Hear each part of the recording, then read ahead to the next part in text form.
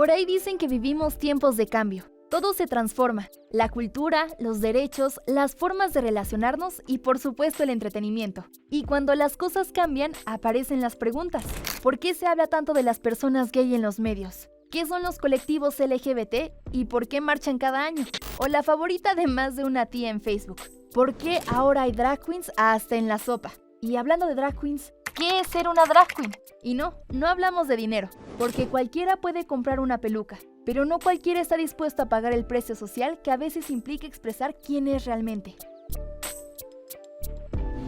Pero no se preocupen, para eso estoy yo aquí, para responder esas preguntas que todos tienen, pocos hacen y que curiosamente nadie me las preguntó. Bienvenidas, bienvenidos y bienvenides, comenzamos.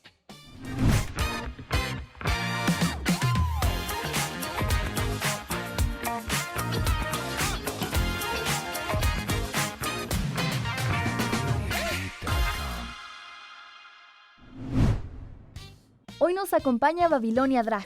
Y no viene solamente a hablarnos de maquillaje, pelucas o tacones imposibles, porque detrás del personaje hay un artista con años de experiencia sobre los escenarios. Babilonia es drag queen, pero también es actriz, dramaturga y creadora escénica. Así que hoy vamos a conocer un poco más sobre el arte drag, el teatro y las historias que se viven detrás de los reflectores. Quédate con nosotros porque esta conversación promete. Amigos, y seguimos grabando desde el Centro Cultural Mexiquense Bicentenario, aquí en Texcoco. De verdad, visiten sus redes sociales para que se den cuenta de todos los eventos culturales, talleres y cosas geniales que pueden ver en su cartelera. Y pues, no la tengo que presentar más, ya pudimos escuchar qué invitada tan fantástica y tan querida por esta persona que tienen aquí enfrente, Babilonia. ¿Cómo estás? Muy bien, Juanca. ¿Tú cómo estás? Ay, bien feliz. Me pones nervioso cada vez que te veo tan cerquita de drag, porque sí hay una dualidad muy grande entre Stanislao y Babilonia. Oye, vámonos muy al principio, pero también quiero que hagamos un poquito de conciencia y que reflexionemos sobre tu propia historia. A nivel social, a nivel cultural, ¿cómo te ha ido siendo Babilonia Drag? Mi respuesta va a ser muy aburrida, pero creo que también este tipo de respuestas son importantes. Sí. Tengo la fortuna de venir de un hogar muy amoroso por parte de mi papá, de mi mamá, de mi hermano, de mi hermana, de venir de una familia extendida muy amorosa, de venir de un círculo de amigos y una familia elegida muy amorosa y con mucho soporte. Entonces, yo creo que cuando uno crece amado, protegido, cultivado de su identidad, de sus emociones y de su persona, transmites mucha seguridad al mundo y cuando alguien intenta violentarte, amedrentarte o pasarte por encima, se la piensa 2 veces. Entonces, claro, yo puedo decir que afortunadamente jamás, socialmente me he ido muy bien. Culturalmente me he ido muy bien y cuando la gente ha intentado que me vaya mal, soy la reina de los límites y soy muy buena poniéndole un alto a la gente que quiere hacérmela pasar mal. ¿Quién eras antes de ser Babilonia? ¿O cómo podrías describir a esa persona que eras antes de encontrarte frente a frente con Babilonia? Yo creo que era la misma persona y que Babilonia estaba escondida o encerrada dentro de mí. ¿Ok? Gritando por salir. Siempre he sido una persona con opiniones políticas y sociales muy específicas y muy fuertes. Siempre he sido una persona que no se calla esas opiniones. Entonces lo que sucedió conmigo al llegar al drag es que encontré el foro, el escenario, el medio perfecto para expresar esas opiniones y que se amplificaran. ¿Qué sentiste y cómo te viste a ti misma la primera vez que viste a Babilonia y que dijiste, esa sí es Babilonia? Creo que fue la tercera vez que me dragué. ¿Ok? Que me vi al espejo y entre cómo estaba maquillado y lo que traía puesto y la peluca que traía puesta, dije, este soy yo. Ok.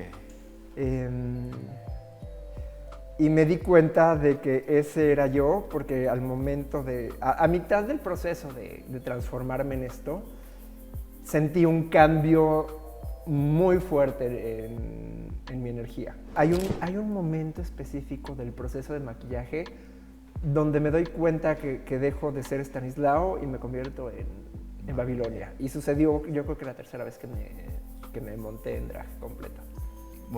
¿Te montaste completa? Sí, así. Toda. Toda. Full. Yo siempre he sido muy intensa y nada me gusta a medias. Entonces, desde la primera vez que me dragué era con vestuario mandado a hacer. Ah, ok. Pero las primeras 2 veces que lo hice, sentí que no logré lo que quería, sobre todo en la cara. Y ya para la tercera ocasión vi al monstruo y dije, ahí estoy. Para cerrar esta primera parte de la entrevista, rapidísimo, tus papás, su primera impresión.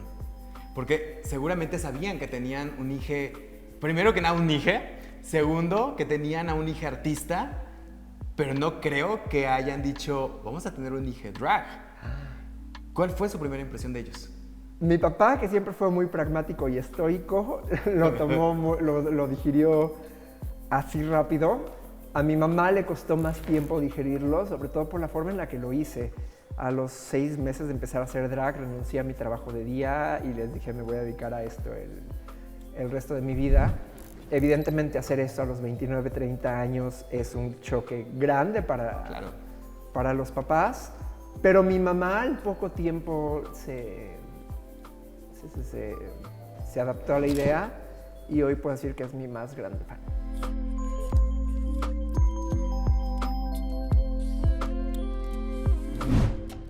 Aunque hoy parezca una tendencia de TikTok, el arte drag tiene más historia que muchos de nosotros. De hecho, a finales del siglo XIX ya existían personas que organizaban espectáculos y bailes drag. Y para principios de los años 1900 apareció una de las primeras grandes celebridades del género, Julian Elting, un artista tan famoso que llegó a tener un teatro con su nombre en Nueva York. Sí, hace más de 100 años ya había personas llenando teatros gracias al arte de transformarse. Décadas después, el drag encontró nuevos escenarios en bares, cabarets y clubes nocturnos, convirtiéndose en una forma de entretenimiento, protesta y expresión artística. Pero si hay una persona que cambió la historia moderna del drag, esa es RuPaul. En los años 90 logró llevar el drag a la televisión, la música y la cultura popular. Y desde 2009 con RuPaul's Drag Race convirtió un arte que antes vivía principalmente en espacios nocturnos en un fenómeno global.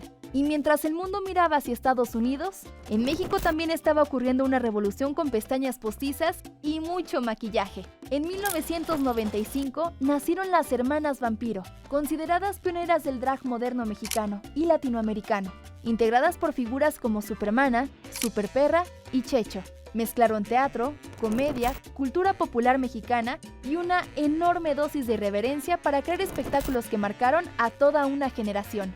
Gracias a ellas y a muchas artistas que vinieron después, el drag en México dejó de ser solamente un espectáculo nocturno para convertirse en una expresión artística con identidad propia. Y aunque hoy vemos drag queens en series, redes sociales y programas de televisión, detrás de cada peluca, cada tacón y cada personaje, existe una historia que lleva más de 100 años escribiéndose.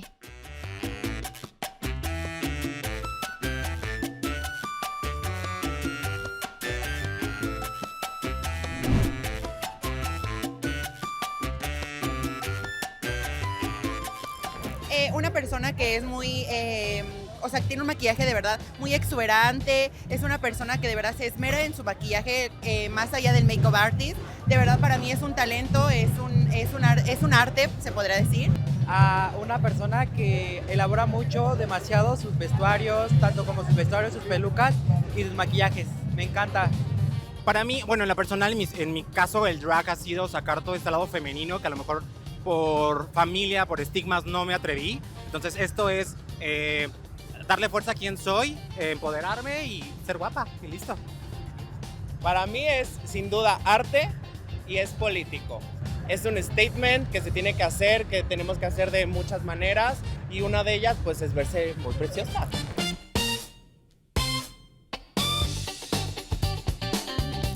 Sí, yo siento que ha sido algo que nos ha impulsado demasiado como sociedad y sobre todo en estas generaciones que pues tarde o temprano somos más abiertas mentalmente y en cuestión de sentimientos nos limitamos menos a exhibirlo. Creo que da más visibilidad y ya actualmente se ha visto más el show drag en lugares heterosexuales. Entonces creo que abre también una conversación o un diálogo. Aparte el drag es muy ambiguo. Todo es drag, todo en esta vida es drag. Entonces, al menos que ya genere conversación en lugares donde no se hablaba, creo que ayuda mucho también a darle visibilidad a las mujeres trans, a las lesbianas, a la bisexualidad, o sea, a que se vea mucho más desde lo divertido. Sí, creo que obviamente como toda persona que es parte de la comunidad y obviamente diversifica este tema, creo que son personas que obviamente ayudan a difundir y obviamente a que nuestros derechos sean valiosos, ya sean personas trans, personas gays, etcétera, perteneciente a la comunidad, pues creo que es muy importante y cada uno aporta su granito de arena.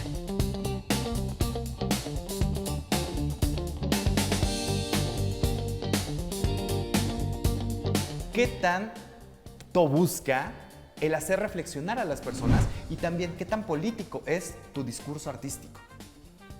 Es absolutamente político y al mismo tiempo es absolutamente hedonista. Qué interesante. Sí, o sea, yo creo que hay que encontrarle el placer al discurso político y hacer que la gente le encuentre el placer al discurso político, ¿no? Porque si lo dejamos nada más en crítica y reflexión, qué verdadera flojera. O sea, Babilonia es uno de los nombres de Lilith, la primera mujer de Adán, que en ciertas corrientes feministas es una figura bastante reivindicadora, madre de demonios, generadora del pecado. Desde ahí hay una cosa política bien fuerte. Yo creo que en general la escena es menos política de lo que era hace varios años. Espero que eso pronto cambie, pero también estoy muy contento de que hay personas que se enlodan y se sumergen por completo en el pantano de lo político. ¿Qué necesita una drag queen? Justo eso, para poder crear un discurso político real. Cerebro. Aparte de cerebro y de ponerse a leer libros. No se trata de leer libros. Una no tiene que tener un doctorado en historia o en filosofía para hablar eso, ¿no? Yo creo que lo que necesitas es tener cerebro para entender las cosas que están bien y mal en este mundo y atreverte a hablar sobre esas cosas. ¿Qué cosas sí dice Babilonia que a lo mejor Estanislao no diría? Hablando, por ejemplo, en el escenario. Yo creo que digo lo mismo, lo que cambia es el tono. Puedo ser mucho más cruel, violenta y perturbadora con esto que con la cara lavada. O sea, la gran ventaja también del drag es que te permite salirte con la tuya, ¿no? Y puedo decir cosas en drag que no puedo decir, que se perciben diferentes si las dijera en civil. Yo creo que el drag es un oficio. Y como cualquier oficio, habrá zapateros y carpinteros que pues nomás son zapateros y carpinteros, y hay zapateros y carpinteros que son artistas. Ay, entonces, yo creo que el drag es arte, sí, pero no todo el drag es arte. Las protestas no siempre comienzan en la calle. Empiezan cuando una persona decide mostrarse tal cual es. ¿Qué papel ha jugado el drag en la historia? Lo descubriremos después del corte.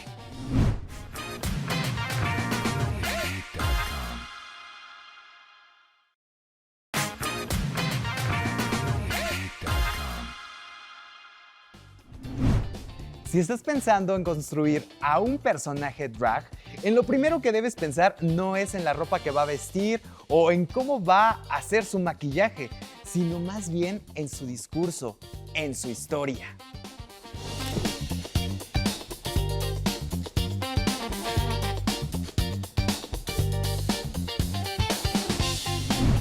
En el mundo del drag, el talento no solo se construye sobre un escenario, también se hereda, se comparte y se acompaña. Por eso existen las llamadas casas drag. Una casa drag es una familia elegida, formada por artistas que encuentran apoyo, guía y comunidad. Generalmente está encabezada por una madre o un padre drag. Figuras con experiencia que ayudan a las nuevas generaciones a desarrollar su personaje, perfeccionar sus habilidades y encontrar su propia voz artística. Estas familias surgieron como espacios de protección y acompañamiento, especialmente en momentos en los que muchas personas de la diversidad enfrentaban rechazo o falta de apoyo en otros ámbitos de su vida. Con el tiempo, las casas drag también han construido legados. Sus nombres, estilos y formas de entender el arte pasan de una generación a otra, creando historias que permanecen dentro de la comunidad. Más que una estructura artística, una casa drag representa algo fundamental: la idea de que el talento florece mejor cuando existe una red de apoyo, respeto y aprendizaje compartido.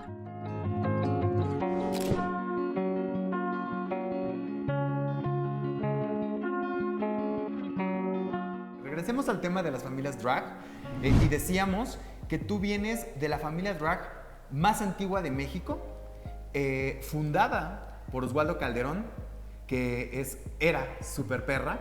Y digo es también porque creo que de quienes le conocimos, por lo menos como espectadores, se quedó en nuestra mente, en nuestro corazón, pero seguramente ese sentimiento es mucho más profundo en ti, que prácticamente conviviste y viviste con ella. Cuéntanos cómo fue ese primer acercamiento, ¿por qué elegir a Super Perra como tu madre drag? ¿O ella te eligió a ti? Yo creo que las personas se acercan a una persona que podría ser una madre drag, pero al final quien elige es la madre.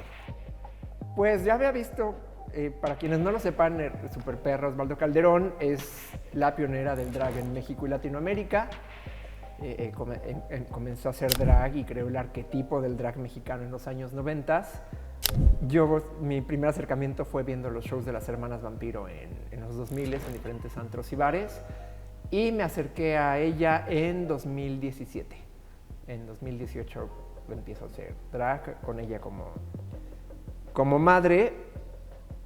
Para mí lo más importante jamás, y lo digo pensando en lo que sentí en ese momento y en mis emociones en retrospectiva, para mí lo más importante no fue conocer a Super Perra, sino a Osvaldo, a la persona no pública, que era un absoluto contraste con... El personaje era violento, bufón, nadie se escapaba de su lengua venenosa y viperina, y Osvaldo era la persona más generosa, bondadosa, cálida y tierna que uno podía imaginar. Era un contraste absoluto. Entonces,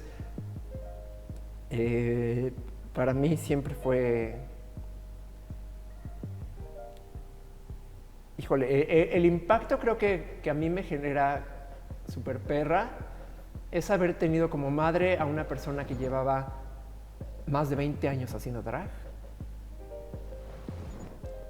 que había conocido las más altas mieles del éxito, económico, artístico, etcétera, y también que había conocido los momentos más bajos posibles también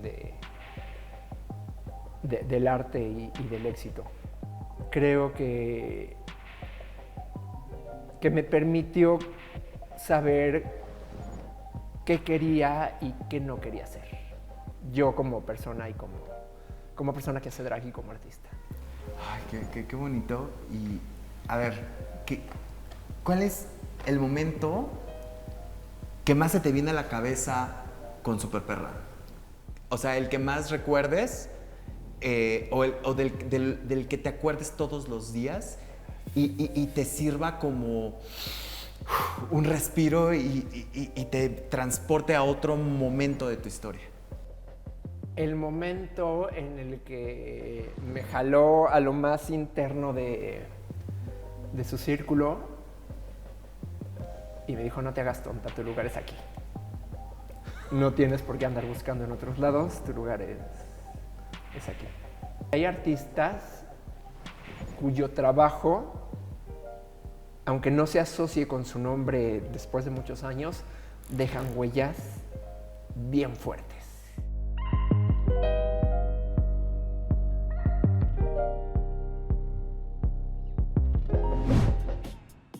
Si queremos entender el drag más allá del espectáculo, el cine nos ha dejado algunas obras fundamentales. La primera es Paris is Burning, un documental estrenado en 1990 que retrata la cultura ballroom de Nueva York y las casas que dieron refugio a personas LGBT+, especialmente afroamericanas y latinas. La película muestra cómo conceptos como las familias drag, las madres de casa y el voguing se convirtieron en espacios de identidad, comunidad y resistencia. Otra obra imprescindible es The Adventures of Priscilla, Queen of the Desert. A través de un viaje por Australia, la película explora la amistad, la discriminación y la búsqueda de aceptación, convirtiéndose en un referente de la cultura drag a nivel internacional. Y en 1995 llegó To Wong Foo, Thanks for Everything, Julie Newmar, una historia protagonizada por 3 artistas drag que durante un viaje inesperado transforman la vida de una pequeña comunidad. La cinta fue considerada pionera al llevar personajes del drag al cine comercial de Hollywood.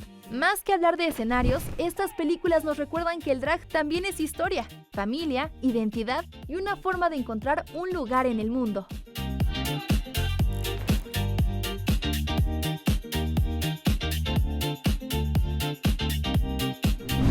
Amigos, continuamos y ya estamos de vuelta con Babilonia y quedó una pregunta ahí al aire. Del legado de Superperra, ¿qué adoptarías 100% como tuyo y buscarías preservar a lo largo de tu historia? Abrir puertas. Ok, qué bonito. Su carrera fue una carrera de abrir puertas, no existía lo que ellas hacían, fue toparse con puertas cerradas y abrirlas o tumbar la pared si era necesario, crear espacios de trabajo, buscar condiciones económicas. Entonces yo creo que la parte más importante de Superperra como la pionera del drag en México es el hecho de abrir puertas o incluso construir puertas que no existían. ¿Qué es Bereshit en el principio? Es mi segunda obra de autoría propia. La primera fue La Congregación del Sagrado Corazón Apuñalado. Bereshit en el principio es un show de teatro unipersonal, muy íntimo, donde visito, reinterpreto y hago comentarios como en los márgenes sobre el Génesis, el primer libro de el Pentateuco, que son los primeros 5 libros de la Biblia cristiana, islámica y judía. Yo no creo que el teatro esté menospreciado. Ok. Lo que creo, y digo, hay puestas que lo han hecho muy bien, es que hay un cambio de paradigma, ¿no? Antes decíamos, es que tenemos que hacer que la gente se encuentre con el teatro. Uh-huh. Y creo que hoy en día el tema es cómo llevo el teatro a la gente. Para irnos perfilando hacia el cierre de la entrevista, ¿le recomendarías a alguien hacer drag? No. Yo creo que se encuentra con el drag y con la necesidad del drag quien tiene la semillita dentro. No es necesario recomendarlo. Y yo creo que las cosas fluyan en la vida de uno, ¿no? Que la vida va poniendo cosas enfrente de nosotros y uno decide si esas cosas suceden o no. Así a mí me pasó con el drag, así le ha pasado a muchas personas con el drag, entonces jamás se lo recomendaría a alguien. Más bien, les diría, si el drag un día toca su puerta, les insiste y ustedes tienen aquí el algo que les dice hazlo, háganlo. Si no, ahórrense la molestia. ¿El drag es para todas, todos y todes o no, como espectadores? Yo creo que sí. Uh-huh. Me he dado cuenta de eso con mi público. Personas de la tercera edad, heterosexuales, de todo tipo de niveles socioeconómicos y creencias religiosas. Yo estoy convencido de que el drag es para todos. No todo el drag es para todos en un momento y situación en específico, ¿no? Pero yo creo que el drag puede ser para todos y puede ser mutable y adaptable para cualquier tipo de persona, público, edad, demografía, nacionalidad, etc.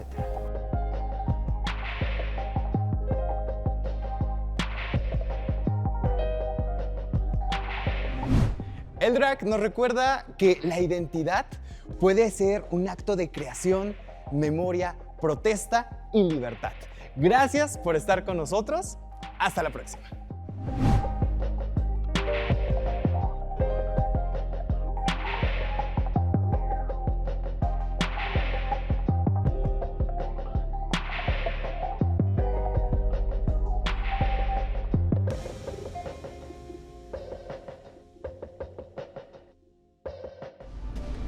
Las opiniones vertidas en este programa son responsabilidad de quien las emite y no representan la posición del Sistema Mexiquense de Medios Públicos.